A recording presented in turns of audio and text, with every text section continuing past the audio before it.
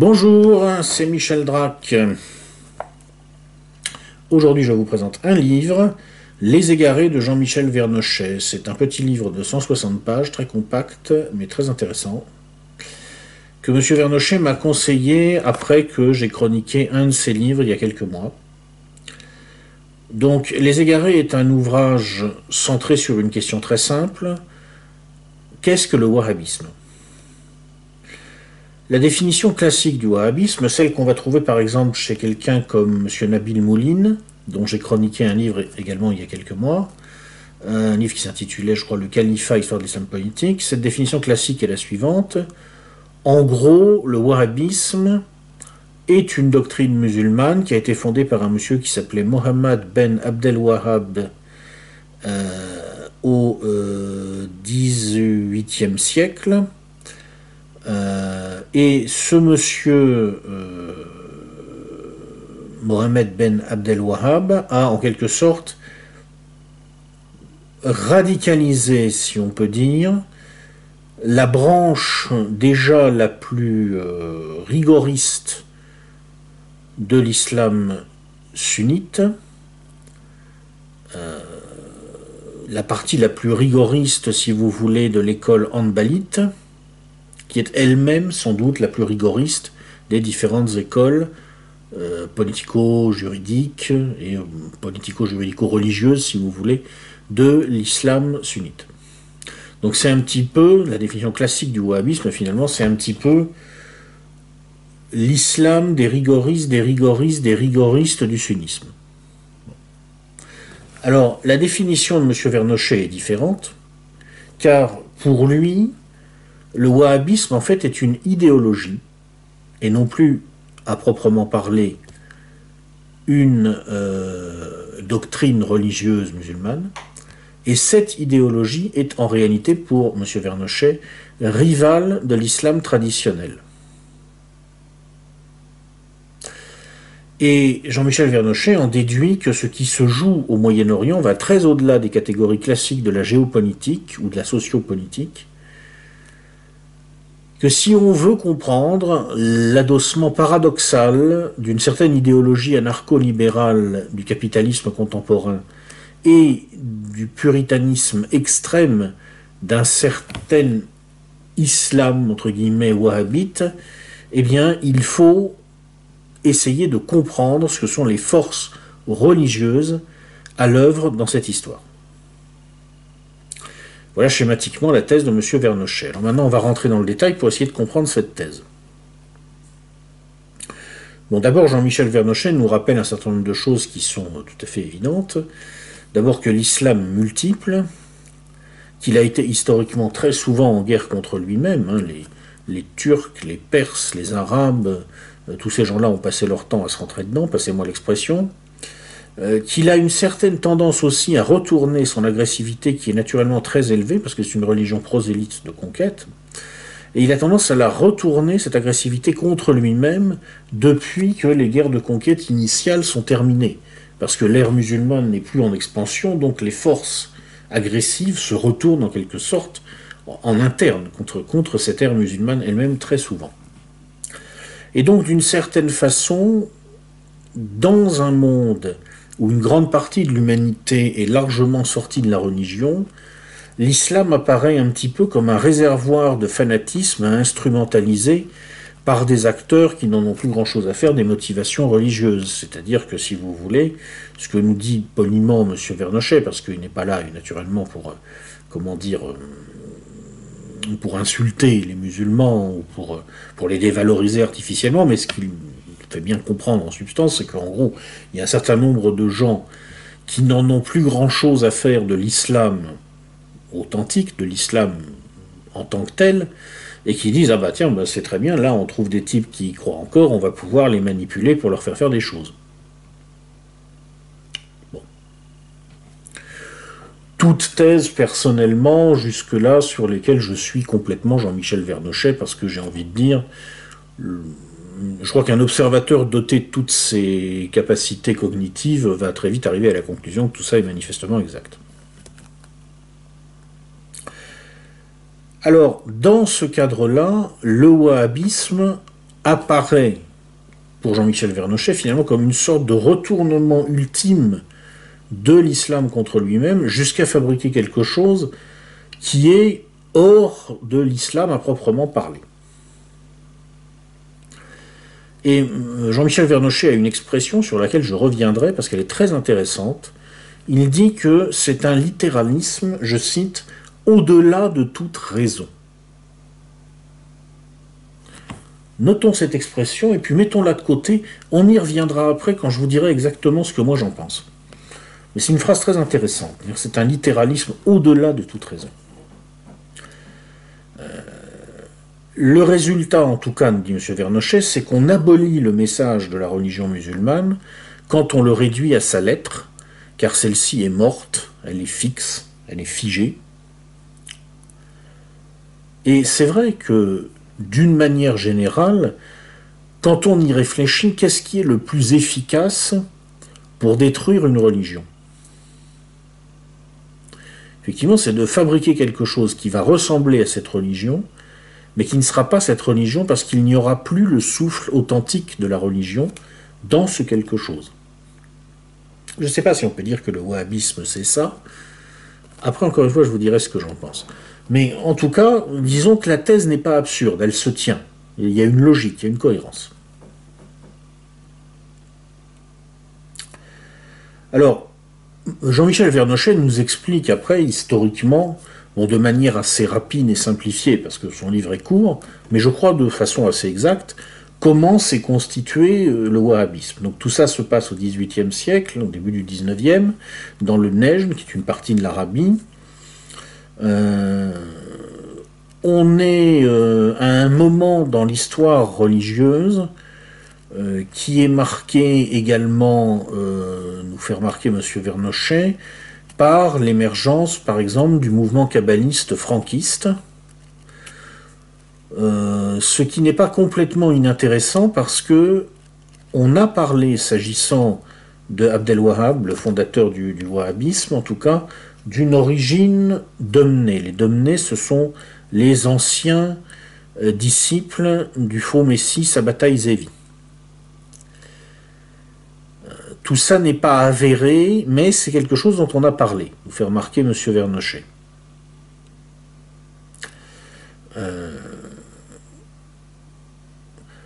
Ce qui est en revanche un peu plus clair, c'est que manifestement, très vite, et peut-être dès sa création, le wahhabisme a intéressé des gens qui avaient de bonnes raisons de vouloir déstabiliser à l'époque l'Empire ottoman, au Proche et Moyen-Orient. Ces gens étaient les Britanniques.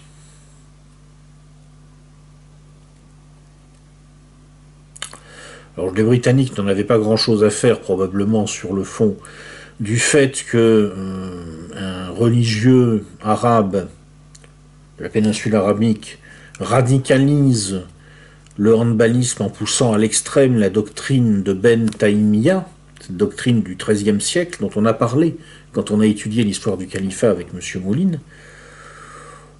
Les Anglais sont des gens pleins de bon sens, d'un bon sens solide et robuste, et en général, ils ne prennent pas la religion excessivement au sérieux. Ils la considèrent comme ce qu'elle est, quelque chose qu'on peut utiliser dans une perspective utilitariste. Ce sont des Anglais, n'est-ce pas? Oui, bon, voilà, cela... je vois très bien la façon dont les Anglais ont pu percevoir la chose. Ah bon, alors ces personnes-là, ces espèces de comment on va dire ça, des coulisses, des bédouins, oui, bon, enfin bon... Bref, ils sont bronzés et ils ne sauraient pas saluer une lady comme il convient. Eh bien, ceux-là, ils disent quoi que le Coran est incréé, etc. Oui, non, et ils veulent embêter les Turcs. Mais c'est très bien, le Coran est incréé, parfait. C'est des Anglais, les mecs. Ça les embête pas d'utiliser des Arabes qui croient que le Coran est incréé pour tuer des Turcs. Ça les embêterait d'ailleurs pas non plus d'utiliser des Turcs pour tuer des Arabes qui croient que le Coran est incréé. Hein. Vous savez, quand on est anglais, on est intéressé par la route de l'Inde, le commerce, la maîtrise des mers et un peu plus tard le pétrole. Et la question de savoir si le Coran est incréé devient dans tout ça assez secondaire. Bon. Et c'est un petit peu ce que nous fait comprendre M. Vernochet sur la façon dont l'Empire britannique a pu voir tout ça. Et je pense que M. Vernochet a absolument raison là-dessus, je le suis tout à fait. D'ailleurs, on ne peut pas en vouloir aux Anglais, c'est pas de leur faute si les autres sont complètement idiots. Bon. Bref. Quoi qu'il en soit, il y a eu beaucoup de guerres, fin 18e, début 19e, et jusqu'au début du 20e siècle, à travers en gros, je crois, on peut dire le nord de la péninsule arabe, et un petit peu le sud de l'Irak et la Jordanie, à peu près dans cette zone-là. Et dans ces guerres, surtout à base de razzias, le wahhabisme a joué un rôle en quelque sorte d'idéologie, de combat, qui assez vite a été mise au service d'une famille qu'on appelle aujourd'hui les Saouds.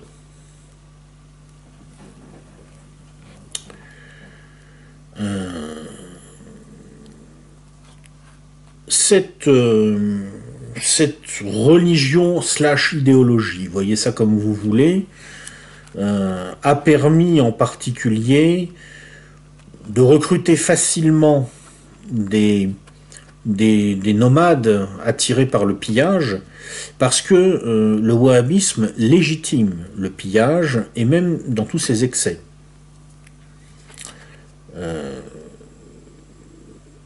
Une sorte de fraternité guerrière de nomades a émergé au début du XXe siècle. Alors je vais me lancer dans la prononciation d'un mot, excusez-moi si je l'écorche, les Ilkwan.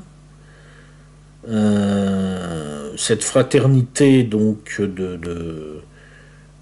musulmane, cette fraternité des frères, qui ne sont pas encore musulmans mais qui vont le devenir bientôt, enfin, au sens des frères musulmans contemporains, parce que les Ilkwan annoncent déjà d'une certaine façon ce qui va se passer avec les frères musulmans. Cette fraternité guerrière de nomades est regroupée dans des camps d'entraînement, elle est équipée de matériel britannique, car au début du XXe siècle, les Britanniques sont à nouveau très désireux d'embêter les Turcs, parce que les Turcs sont les alliés des Allemands, parce que les Turcs ont accès au pétrole irakien, et que les Allemands sont très intéressés par le pétrole irakien. La flotte britannique est passée à la propulsion au fuel, au mazout.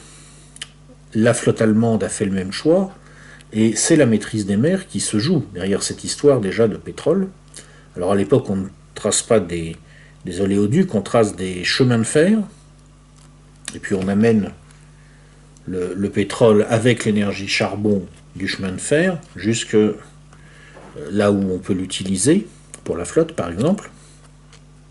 Mais c'est déjà cette histoire de pétrole qui commence.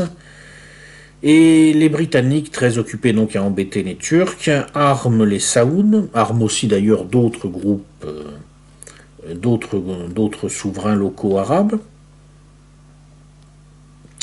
Pendant la Première Guerre mondiale, les Britanniques vont armer les Hachémites, qui vont combattre avec Laurence d'Arabie, n'est-ce pas? Dans ce cadre-là, les Anglais vont être amenés à faire un certain nombre de promesses aux souverains hachémites, et ils vont se souvenir opportunément, après la Première Guerre mondiale, que finalement, un bon moyen de ne pas avoir à honorer toutes leurs promesses, et en particulier de ne pas avoir à trop tenir compte des réserves assez claires posées par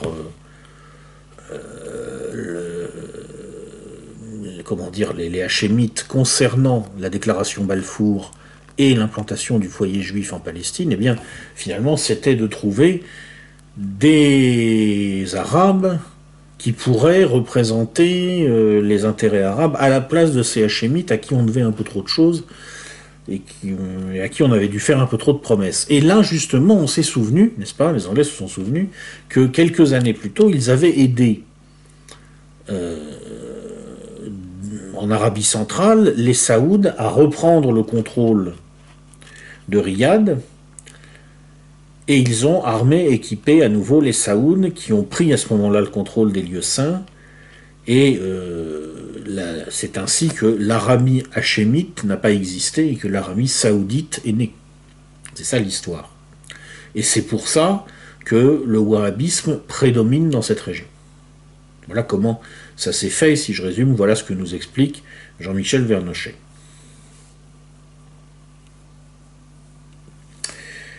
Au passage, on retrouve chez M. Vernochet le récit que nous avait fait M. Mouline, c'est-à-dire que les Hachémites ont voulu, après que les Ottomans aient perdu le califat, au début des années 20, les Hachémites ont voulu se proclamer calife. Ça n'a pas arrangé leur bidon, les Anglais ayant de ce fait une raison de plus de ne pas vouloir que les Hachémites soient trop puissants. Et voilà comment nous nous sommes retrouvés avec l'Arabie Saoudite. Une fois de plus, on retrouve tout à fait chez M. Vernochet ce que M. Mouline nous avait déjà montré, avec cette instrumentalisation en permanence, finalement, des forces les plus régressives à l'intérieur d'un monde dominé, qui est le monde musulman, le monde arabo-musulman plus spécifiquement, par les puissances coloniales, et particulièrement les Britanniques à l'époque, qui sont très contents, naturellement, si vous voulez, de pouvoir soutenir à l'intérieur de ce monde des gens qui, étant animés par une idéologie plutôt régressive, vont surtout être préoccupés de figer ces sociétés, de ne pas les faire évoluer. Là encore, c'est très rationnel de la part de nos amis anglais. Ma foi, imaginez ces Arabes avec leur pétrole. S'ils se mettaient à être intelligents, on pourrait avoir des ennuis. Ah bah ça tombe bien, là il y en a quelques-uns qui veulent rester bêtes. Bah, mais je vous en prie, monsieur Mohamed Machin, allez-y, continuez, c'est très bien. Oui, le Coran est incréé, c'est pas de problème. C'est logique tout ça. Bon. Jusque-là, je suis tout à fait M. Vernochet, parce que tout simplement, non seulement ça correspond à ce que j'ai lu chez M. Mouline, mais en plus, c'est parfaitement logique. Moi, si j'étais anglais au début du XXe siècle, je ferais exactement la même chose. Donc c'est normal, ils l'ont fait, bah oui, bien sûr. Alors, ensuite nous explique M. Vernochet, les choses se sont compliquées. Alors c'est très intéressant parce qu'on rentre dans des complexités qu'on n'a pas tellement vues chez M. Mouline, puisque M. Mouline, qui était dans une perspective historique longue et générale, avait tendance à ne pas trop rentrer dans le détail de ce qui se passait après 1945, alors que M. Vernochet, lui, se centre là-dessus. Et on comprend mieux, d'ailleurs, certaines évolutions récentes quand on a lu Jean-Michel Vernochet. En 1945, les choses vont se complexifier parce que les Américains passent un accord avec les Saouds, en gros, pétrole contre protection. À ce moment-là, les États-Unis remplacent la Grande-Bretagne comme protecteur de l'Arabie Saoudite. Et il faut se souvenir qu'on est à un moment de coopétition, comme on dit, c'est à la fois un mélange de coopération et de compétition très très très âpre entre les multinationales, les grandes sociétés pétrolières américaines et britanniques, ou disons hollando-britanniques. On commence à voir se former à ce moment-là, nous dit M. Vernochet, puis je vais un petit peu extrapoler au-delà de ce qu'il nous dit pour tenir compte d'une actualité très récente, quelque chose qui est assez significatif, qui est que on a un schéma général où, en gros, si je fais court, les anglo-saxons passent une alliance avec les forces les plus régressives du monde arabo-musulman pour être sûr de, excusez-moi, je vais dire les choses clairement, de bien tenir les bronzés et d'avoir le pétrole, ce qui est le but du jeu. Mais attention, les anglo-saxons, c'est plusieurs groupes. C'est surtout les Américains et les Hollando-Britanniques, disons, on va dire les Britanniques pour faire court. Or, c'est pas tout à fait pareil. C'est pas exactement la même chose, tout ça. Et puis, dans le monde musulman, il y a aussi un autre phénomène dont il faut tenir compte, c'est que, et ça Jean-Michel Vernochet n'insiste pas beaucoup dessus, parce que sans doute il a écrit son livre avant des évolutions récentes, attention, les choses ne se passent pas bien du tout à l'intérieur de l'univers, on va dire, wahhabite et par extension salafiste. Car après s'être emparé de Riyad au début du XXe siècle, les Saouds n'ont pas été très reconnaissants envers la fraternité des Ilkouanes, c'est-à-dire qu'en gros, ils les ont massacrés. Ils leur ont dit, bon, merci, vous avez été bien utiles, et ben maintenant, on va vous massacrer. Bon. Semblablement, les rapports entre la confrérie des frères musulmans et le pouvoir saoud allié au clergé wahhabite en Arabie saoudite, ces rapports sont extrêmement complexes. Parce que les frères musulmans sont bien implantés, par exemple, au Qatar. Le Qatar qui est historiquement, on peut considérer, un protectorat britannique. Et qui n'a jamais, à la différence des Saouds, franchement choisi de quitter l'orbite britannique pour franchement basculer du côté américain. Les Qataris sont très spécialistes du changement d'alliés, du changement de protecteurs en permanence. Ils ne sont jamais très stables. Les frères musulmans, qui, on l'a vu avec M. Mouline, ont été incubés en Égypte et avec très vite le soutien de la compagnie du canal de Suez, ce qui en dit long sur leur rôle véritable. À partir de 1945 et l'alliance entre les Saouds et les Américains commence un petit peu, vous voyez, à former deux canaux, en quelque sorte, de cet univers d'un islam régressif allié aux anglo-saxons. Il y a d'un côté le canal clergé wahhabite, alliance avec les Saouds, alliance avec les Américains, et puis de l'autre côté, il y a confrérie des frères musulmans, lien avec la Turquie, le Qatar, et toujours derrière les intérêts capitalistes britanniques. Vous voyez ?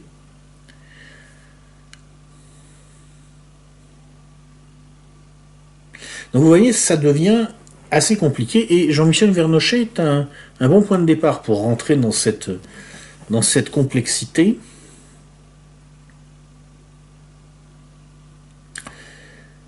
Dans cette histoire, en tout cas, il nous fait bien remarquer que, au fond, après la Deuxième Guerre mondiale, il y avait trois idéologies qui se partageaient le Moyen-Orient. L'arabisme, disons le nationalisme arabe, le wahhabisme, qui se subdivise lui-même en réalité entre une branche wahhabite à proprement parler chez les Saouds, et puis un salafisme, effectivement, qui s'émancipe en partie du wahhabisme, qui est quelque chose d'un petit peu spécifique, qui se passe à travers les frères musulmans. Et puis il y a une troisième idéologie, bien sûr, qui est le sionisme, qui va installer Israël, l'État d'Israël.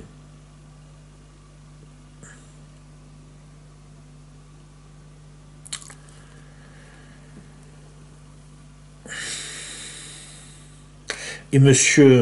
Vernochet nous fait remarquer que finalement, pour un observateur qui voit les choses de très loin, ce qu'on peut remarquer, c'est que l'histoire de ce monde arabo-musulman, du Moyen-Orient de façon générale, depuis plusieurs décennies, c'est comment le wahhabisme, le salafisme et d'une manière générale un certain islam rétrograde, cette idéologie pseudo-musulmane, on va dire, comment cette force-là a pu finalement triompher des nationalismes arabes avec, c'est à noter, une sorte de neutralité bienveillante, pour le moins, de la part de la troisième force qui était les sionistes. Et là encore, je suis monsieur Vernochet, parce que je pense que c'est parfaitement logique. Moi, si j'étais un sioniste, un dirigeant israélien sioniste, désireux de faire le grand Israël, si c'est possible, en tout cas l'Israël le plus grand possible, je serais très content d'avoir des potentats enfermant les populations arabes dans une certaine forme de régression. J'aimerais pas du tout avoir en face de moi des nationalistes arabes comme M. Nasser ou ou la famille El-Assad. Ça ne me plairait pas. Donc c'est logique, hein, je veux dire, pour qui voit les choses de Tel Aviv, plus le monde arabe sera incapable de s'élever au-dessus de son tribalisme, mieux ça vaudra. Parce qu'un monde arabe tribaliste et enfermé dans son tribalisme est incapable de s'unir, et même pas capable de s'unir par grands États. C'est pain béni pour une puissance qui, de cette façon, est assurée de ne pas voir surgir trop près d'elle une force capable de lui faire contrepoids. Donc c'est assez logique. C'est assez logique. Effectivement, je veux bien croire qu'il y a eu, alors pas forcément une alliance objective de A jusqu'à Z, parce que quand même à mon avis, entre juifs sionistes et arabes wahhabites, c'est pas non plus forcément le grand amour. Hein. Bon, mais je veux bien croire qu'ils se sont dit finalement les uns comme les autres, au fond notre plus gros problème, c'est le nationalisme arabe. Donc c'est quelque chose sur lequel je suis assez volontiers, monsieur Vernochet.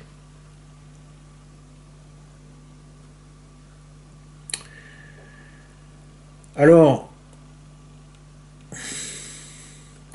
l'histoire récente,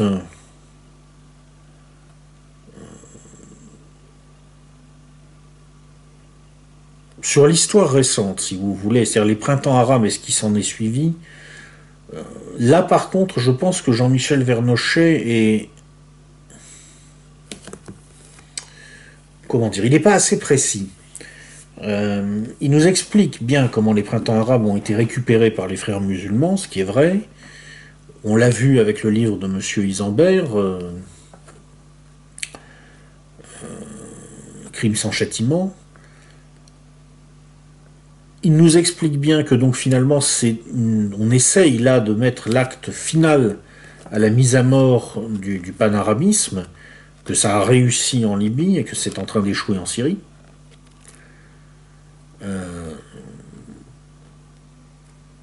Il nous dit bien que ce qui s'est passé en Égypte avec l'échec des frères musulmans est crucial et que le régime du général Sissi nous annonce probablement le début du reflux de l'influence qatari.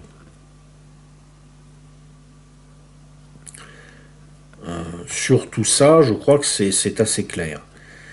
Mais après, là où je ne suis pas tout à fait Jean-Michel Vernochet, c'est quand il nous explique qu'en gros, les idées sont le moteur de l'histoire,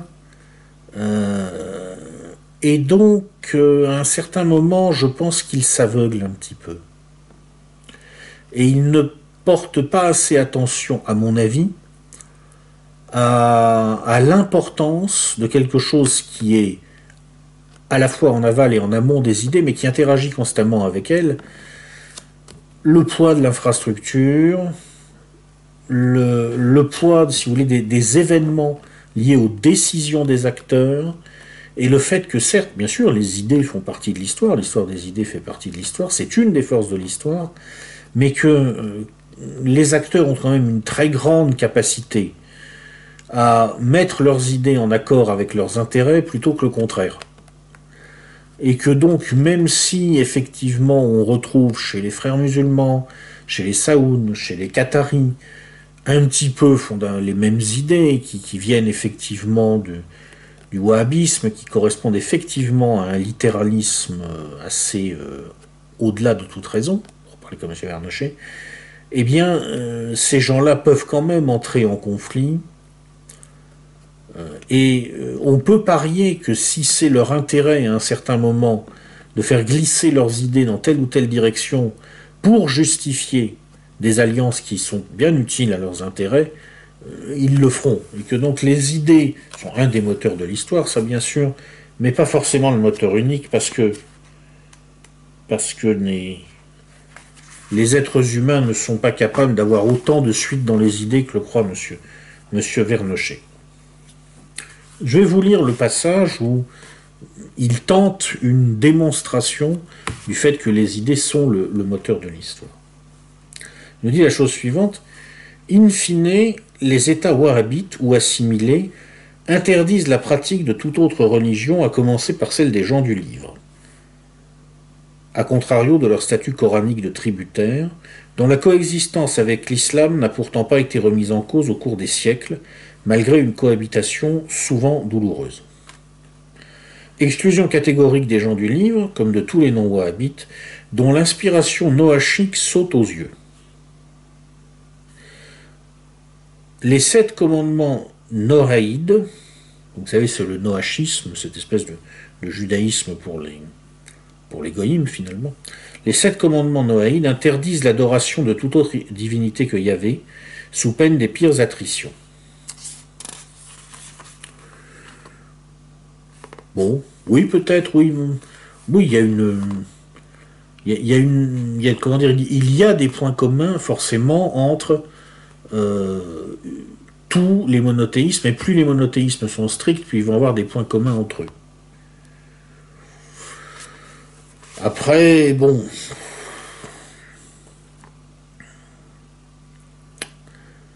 Est-ce qu'on peut comme ça mettre en quelque sorte toutes ces démarches, le noachisme et le wahhabisme comme ça, sur le même plan? Je crois pas. Je crois pas, j'ai des plus forts doutes. Un fait, continue M. Vernochet, qui peut aider à mieux comprendre que les convergences existant entre les États wahhabites et l'establishment WASP n'existent pas et ne persistent pas uniquement à cause de simples convergences d'intérêts économiques, financiers ou in fine géostratégiques. En un mot, ces convergences ne s'expliquent pas en fonction de considérants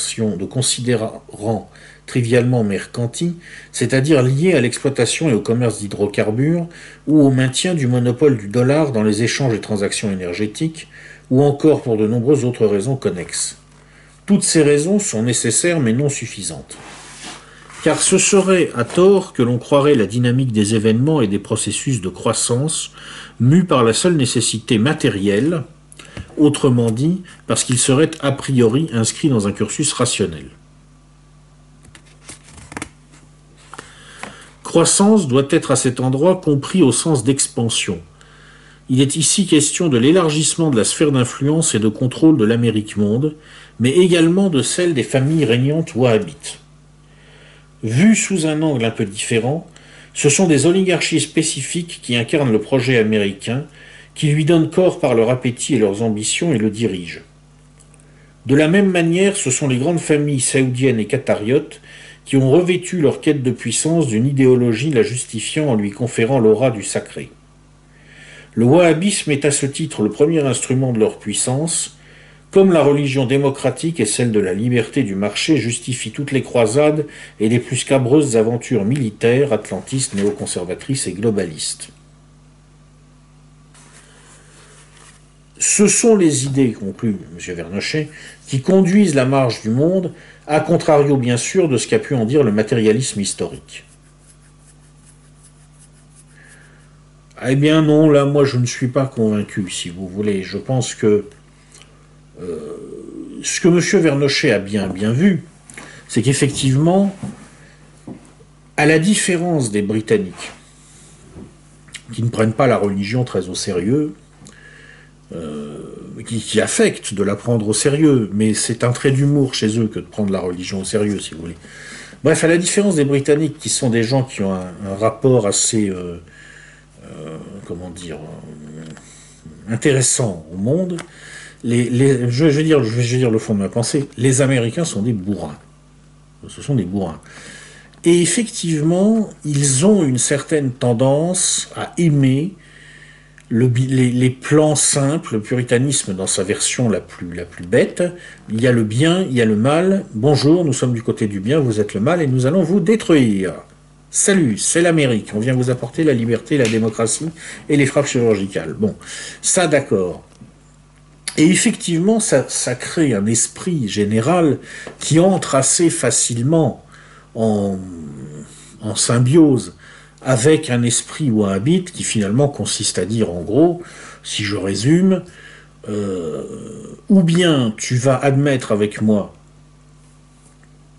que le Coran, c'est la parole de Dieu, telle qu'elle,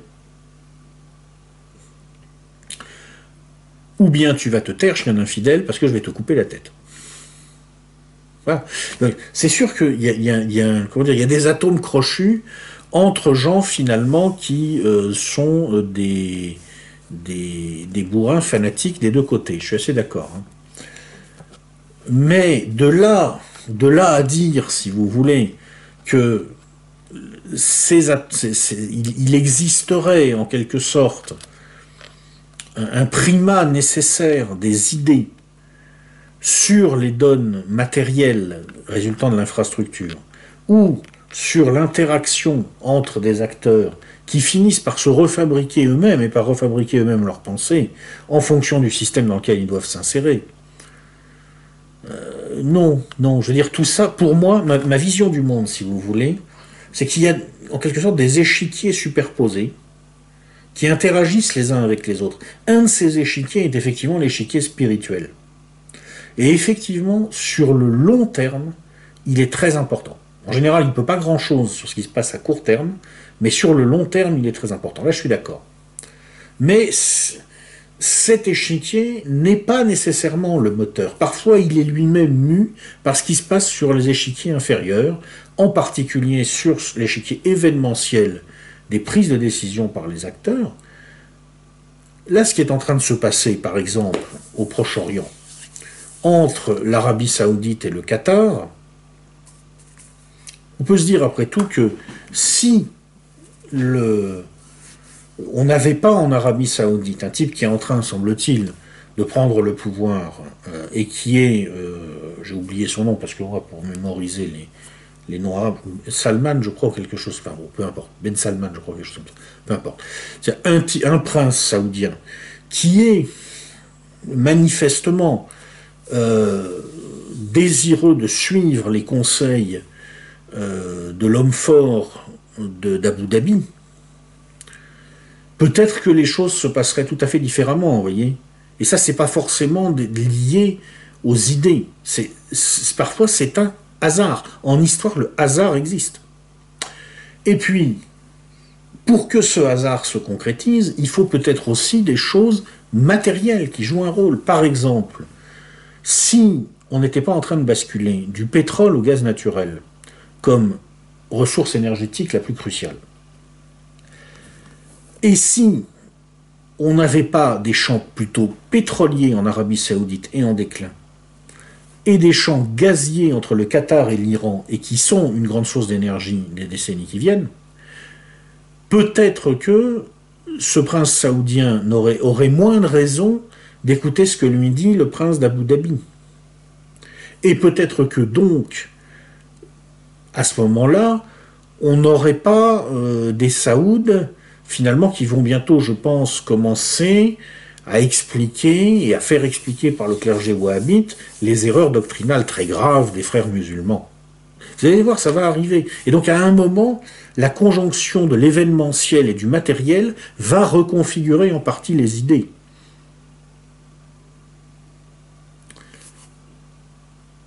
Alors évidemment, vous me direz, il n'en reste pas moins que les idées jouent un rôle, mais ça, personne n'a jamais dit le contraire. Seuls les imbéciles, c'est-à-dire les marxistes crétins prétendument orthodoxes, mais qui en fait n'ont jamais compris, à mon avis, ce que disait Marx, ont pu croire que, comment dire, la lutte des classes était le moteur de l'histoire unique, que voilà, on avait trouvé la formule magique qui permettait de faire de l'histoire une science exacte. Bon, mais ça c'est de la bêtise à l'état pur, on est bien d'accord. Mais pour autant, je suis désolé, j'aime bien Jean-Michel Vernochet, j'ai beaucoup de respect pour son travail, mais sur ces pages-là, moi, il ne me convainc pas. Je ne pense pas qu'il ait démontré le primat des idées. Je pense qu'il a amplement expliqué pourquoi elles jouent un rôle, mais il n'a pas démontré leur primat. Alors, maintenant, avant de conclure, je voudrais quand même dire deux mots à propos de la question spécifiquement religieuse et de cette histoire de points communs entre le wahhabisme et le puritanisme américain. Alors, une précision d'abord, je ne suis absolument pas là pour défendre les protestants nord-américains. Déjà parce que ce ne sont pas réellement mes coreligionnaires, c'est-à-dire qu'il faut voir que le protestantisme classique européen et le protestantisme nord-américain tel qu'il existe aujourd'hui sont maintenant séparés par 2 voire 3 ruptures suivant le type de protestant nord-américain dont il s'agit. Une première rupture qui sépare un protestantisme classique européen qui est quand même resté dans son esprit général, disons, un peu rétif au moins à un changement qui est survenu au XVIIe siècle, qui s'appelle l'arminianisme, et qui a un peu modifié, si vous voulez, la nature de la doctrine protestante.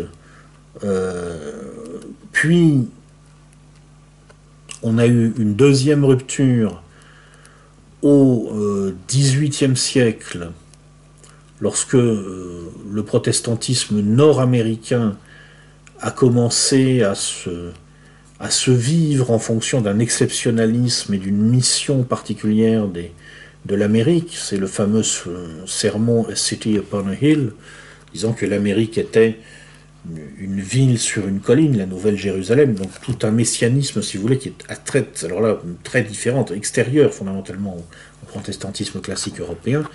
Et puis là-dessus est venue une troisième rupture pour une partie des protestants nord-américains, qui correspond au grand réveil du XIXe siècle et à l'émergence de quelque chose d'assez curieux, qui est une espèce de protestantisme de tradition orale, ce qui n'est pas normal, c'est un protestantisme de tradition orale, c'est un peu bizarre, qui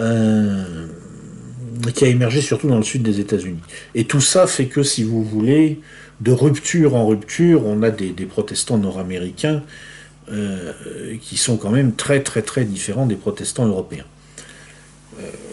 Une autre raison, c'est que de toute façon, quand on est protestant, on accueille toujours volontiers la critique, en fait on la souhaite, puisque la critique de la religion est forcément acceptée par les... Je pense, enfin, c'est mon interprétation des choses, est forcément interprétée par les gens vraiment protestants, puisque, en fait, si on va au fond des choses, la religion protestante est critique par essence. Par essence. Elle est née de l'application au texte biblique des techniques critiques développées par les humanistes sur les classiques gréco-romains. Alors après, bien entendu, Luther en a tiré des conclusions, enfin Luther et les autres réformateurs protestants ont souvent tiré des conclusions tout à fait aux antipodes de ce que les humanistes en avaient déduit de leur côté, ça c'est un autre problème, mais la naissance même du protestantisme est liée à la résurgence de l'esprit critique. Donc forcément, on doit accepter la critique. Donc je ne suis pas du tout là pour refuser par hypothèse cette assimilation, ou pour prendre la défense de mes soi-disant coreligionnaires nord-américains, c'est absolument pas ça. Je voudrais simplement préciser un certain nombre de choses. Je pense que quand Jean-Michel Vernochet fait un parallèle, en gros, entre le calvinisme et le wahhabisme, il dit un certain nombre de choses exactes. Son parallèle est en partie exact, mais est aussi en partie erroné.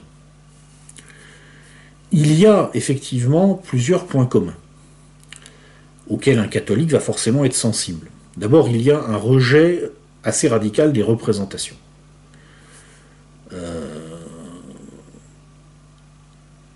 Soli Deo Gloria. Toute la gloire à Dieu seul, et donc à partir de là, toute représentation qui va forcément associer un être représenté à Dieu peut poser problème.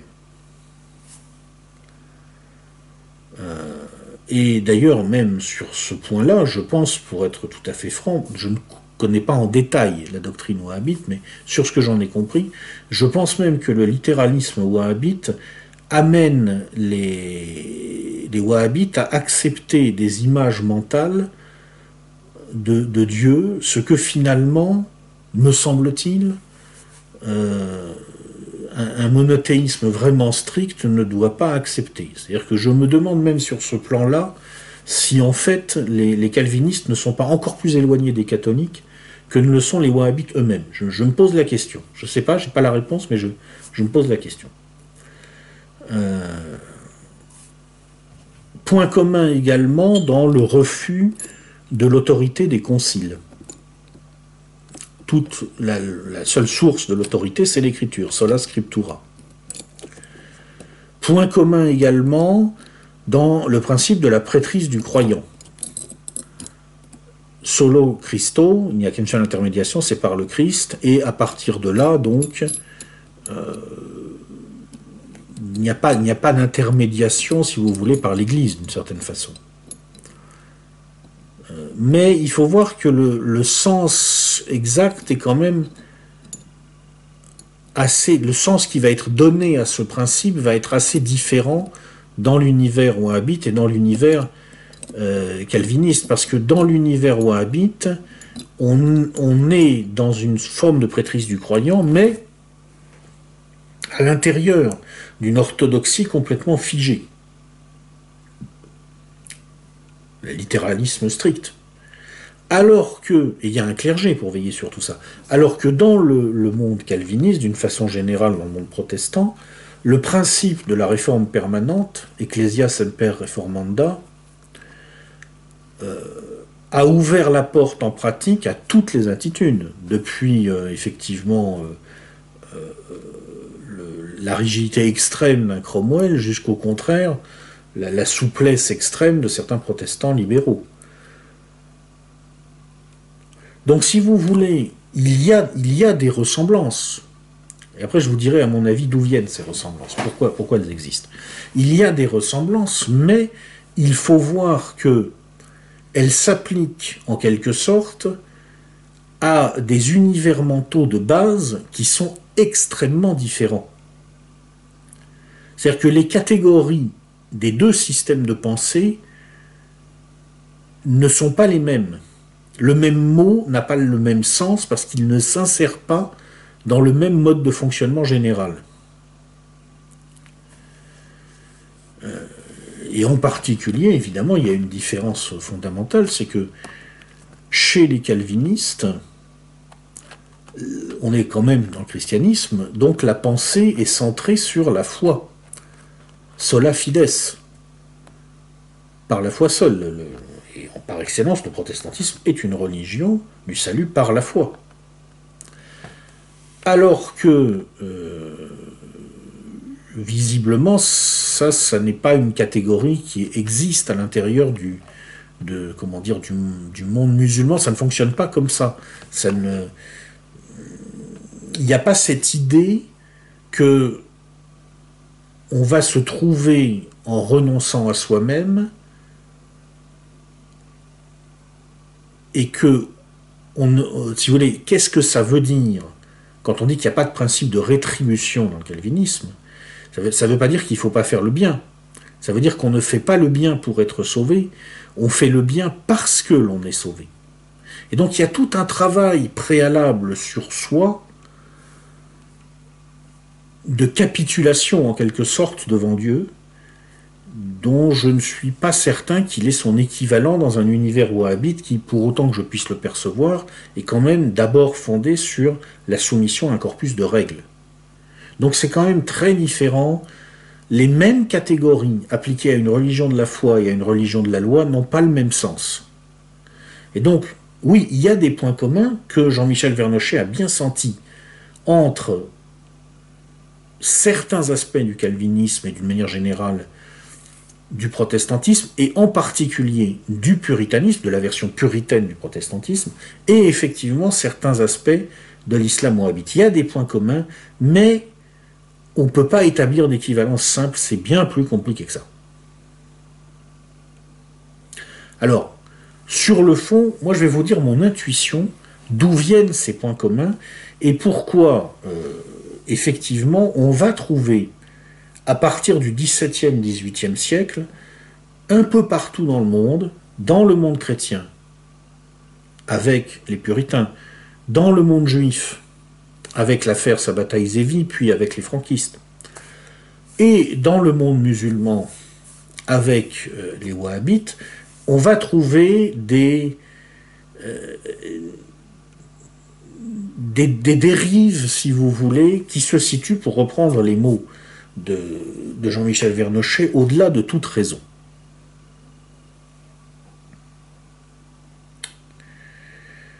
Je pense qu'en réalité, mais ça c'est moi qui dis ça, hein, je veux dire, bon, j'ai conscience du fait que là je donne mon avis sur des questions qui me dépassent largement. Hein.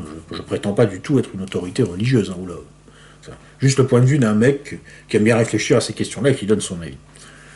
Je pense qu'en fait ce qui s'est passé, c'est que en gros, jusqu'à la fin du XVe siècle en Europe, et jusqu'à plus tard ailleurs dans le monde, on était dans des sociétés, si vous voulez, où la majorité des gens lisaient assez peu et n'avaient pas envisagé la possibilité de porter sur le monde le regard mathématique, désincarné, de l'homme visuel typographique, pour parler comme Marshall McLuhan, jusqu'à l'émergence du cartésianisme, jusqu'à l'invention du concept de réalité objective. Et donc, d'une certaine façon, je pense que les gens vivaient beaucoup plus facilement dans un monde où le merveilleux avait sa place. Et donc, vous aviez finalement beaucoup de gens qui avaient assez facilement accès, en quelque sorte, à l'espérance métaphysique, qui leur donnait une raison de ne pas désespérer, c'est-à-dire une raison d'espérer. À partir du moment où surgit le concept de réalité objective, le merveilleux est évacué du monde. Et là, il n'y a plus que deux possibilités finalement. Ou bien réellement vous capitulez intégralement, vous renoncez à vous-même, et vous retrouvez une raison d'espérer par-delà le désespoir, parce que vous n'espérez plus pour vous-même, vous espérez pour le Verbe. Vous vous vivez vous-même comme une auto-illusion qui permet de transmettre le Verbe temporairement. Et puis, ma foi, si le grain ne meurt, etc. Là, on crée une spiritualité où l'espérance métaphysique redevient compatible avec le concept de réalité objective et l'acceptation de ce concept, au fond l'acceptation de la méthode scientifique dans la vie quotidienne, ce qui est le propre de l'homme moderne. Ou bien, vous ne parvenez pas à cette capitulation, et à ce moment-là, vous êtes plongé dans le désespoir. Et donc, vous n'avez plus de raison d'espérer. Et qu'est-ce que c'est ces idéologies qui surgissent et qui amènent les gens au-delà de toute raison? Mais c'est au-delà de toute raison, mais raison de quoi? Mais au-delà de toute raison d'espérer.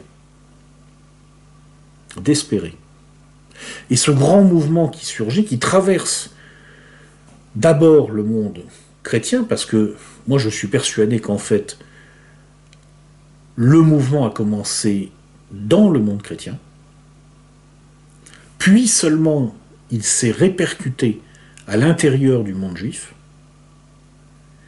puis il a fait boomerang vers le monde chrétien, c'est-à-dire qu'il a été chrétien au XVIe siècle, il a transité en partie par le monde juif au XVIIe, puis il est revenu plus tard vers le monde chrétien. Moi je pense que c'est dans ce sens-là que ça s'est passé, peut-être je me trompe. Puis, alors vers le XVIIIe, XIXe siècle, il a contaminé un monde arabo-musulman qui était quand même encore très loin d'avoir le problème de savoir qu'est-ce qu'on fait avec des masses qui ont intégré le concept de réalité objective, mais qui quand même pouvaient être contaminées par ces idées, parce que effectivement les idées sur le long terme, comme je vous le disais, sont une force assez irrépressible. Et ça, à mon avis, ce sont les termes dans lesquels il faut penser les liens, les atomes crochus, les résonances spontanées qui peuvent exister, effectivement, ça sera ma conclusion, entre des oligarchies puritaines américaines et des oligarchies arabes wahhabites. Il ne faut pas s'imaginer que ça correspond à une sorte de grand complot des dominés qui ont tout infiltré et qui sont là et qui ont des signes de reconnaissance kabbalistique. J'y crois pas du tout. Il y a des réseaux, mais ils n'existent pas sur la très longue durée de façon inchangée. C'est pas possible. En revanche, ce qui est réel, ce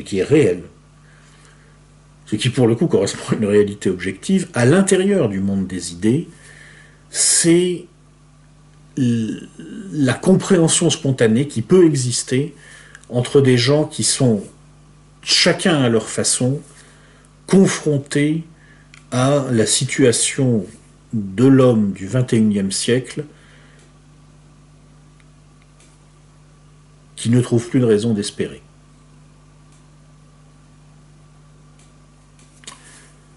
Voilà.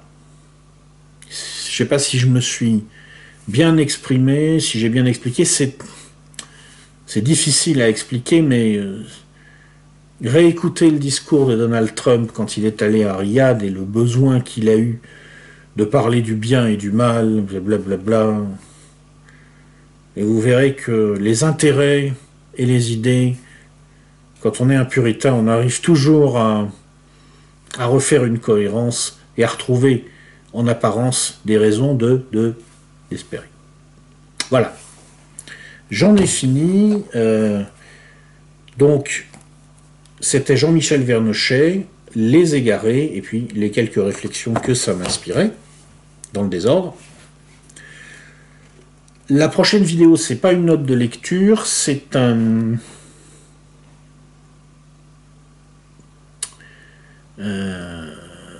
on a refait avec l'ami Maurice Gendre l'exercice qu'on avait fait après les élections présidentielles. Donc on s'est penché sur les élections législatives et ce qu'on croit pouvoir déduire du cycle électoral 2017 en France. 1 heure de rigolade avec Maurice Gendre et Michel Drac. Ça va nous détendre. Et la vidéo d'après, ça sera à nouveau une note de lecture. Toujours une série de notes de lecture pour préparer une prise d'opposition sur l'État islamique et qu'est-ce que ça veut dire tout ça. Et cette fois, ça sera Richard Labévière, Terrorisme, face cachée de la mondialisation. Et puis ensuite, on aura encore 2-3 bouquins à faire. Et après, on pourra conclure sur l'État islamique. Voilà. J'espère que je ne vous ai pas trop perdu dans mes élucubrations. Et je vous dis à bientôt.